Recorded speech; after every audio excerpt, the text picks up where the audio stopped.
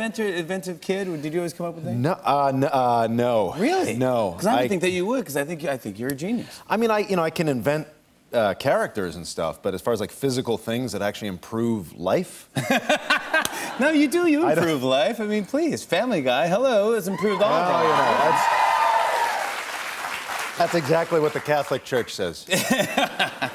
But Family Guy premiered in 1999. Yeah. And this was the launch of that show was after the Super Bowl. Yes. That's a great That's opening. That's kind of crazy. It's kind of crazy. Did you freak out when you were?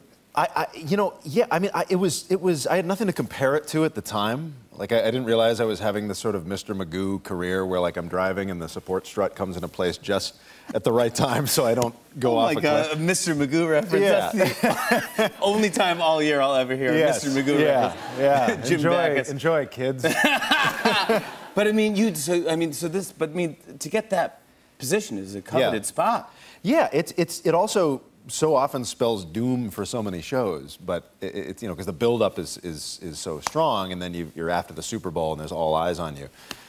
Did you go to the Super Bowl? I did. And it's funny, I forgot about it. Your pre-interviewer said, "Where were you when Family Guy premiered?" And I had to think a second, and I was like, "Oh, I was at the Super Bowl. That's right."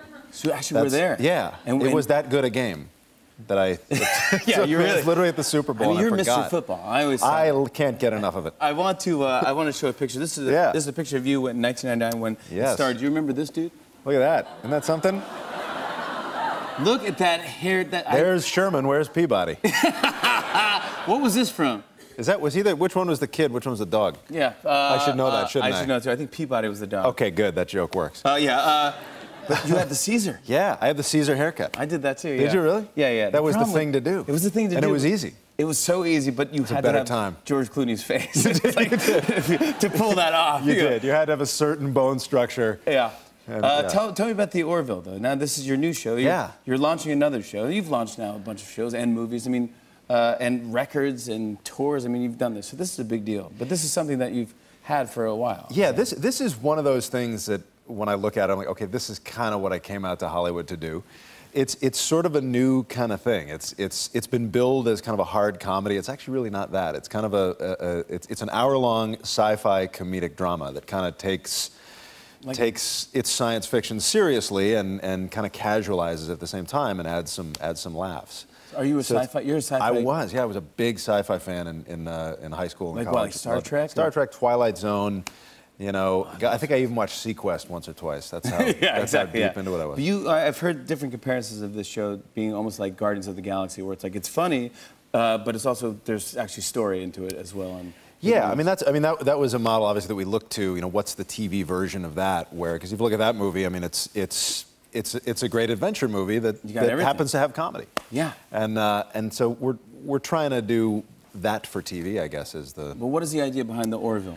It's an exploratory vessel. It kind of is the classic mold of like these are a bunch of people out in space exploring the galaxy. How fun is that? Do you get to do you sit behind the controls and stuff? We have chairs. We have big armchairs with buttons on the side, which is kind of cool. That's what you have to get. It's all about a chair with buttons. That's all you need. That's how you know you made it. I don't care if I'm on a spaceship or getting a massage. Either one. It doesn't matter. At a Brookstone somewhere. Buttons, yeah, exactly. Yeah. You've got some great guest stars. Jeffrey Tambor. Mm-hmm. Come on, I love Jeffrey Tambor. He's the best. He's the best. And this character is voiced by Norm Macdonald. Yeah, that's Yaphet. And that he's just a blob. He's a blob. Yeah. And how did you get Norm to do it? I love Norm Macdonald. I asked him, "Do you want to be a blob?" And he said, "Yeah, sure, I'll be a blob. Sure, why not?" Yeah, sure, I'll be a blob. That's how it happened. Is that really? Yeah. Are you buddies with Norm? I don't know Norm super well, but I've been a huge fan of his for many years. He's that guy who's, you know, for me, he's high on the list of SNL people. Yourself included, my friend. Yeah, thank you, buddy. I appreciate that. Do people recognize your voice? Do you ever get like delivery or food delivery or something, and because your voice is pretty famous. You know, if somebody recognizes my voice on the phone, if I'm making a food food order or something, I try to maybe call somewhere else, because I don't know if they like the show or if they don't like the show.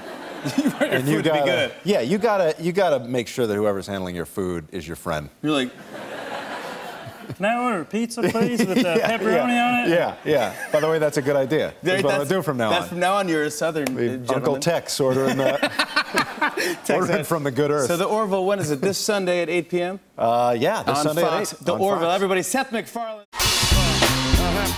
On and on and on. And it's on and on and on.